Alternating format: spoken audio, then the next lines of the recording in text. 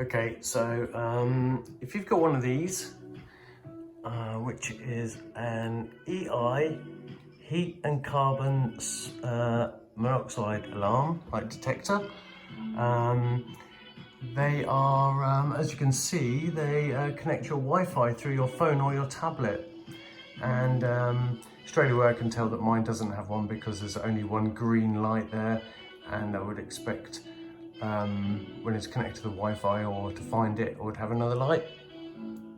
On the side of the unit here is a little bit of paint from the developers, but the bottom bit is like a little light sensor, and the top is where you put a flathead screwdriver and you hold that in, and then I guess for about 5 seconds, but who knows, check the instructions because that's what it will tell you when the antenna arrives.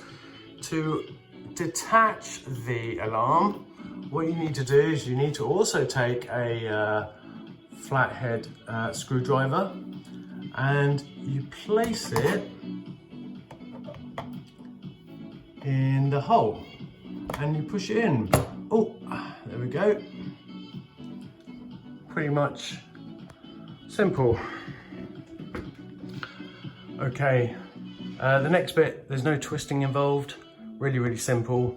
All you do is you take the device and you're gonna push it in the direction that the screwdriver is going, and it comes off in your hand. And you can tell straight away, I don't have the device.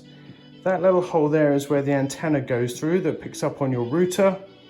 And it says antenna there with a little arrow, so you can push the little the cord down, so you don't want to damage the cord at all. And the unit will sit in there. It's a nice kind of like rectangle shape with a little edge off the end.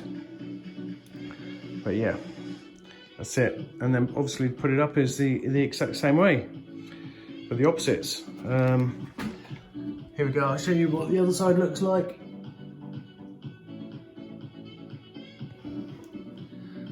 That's where it connects.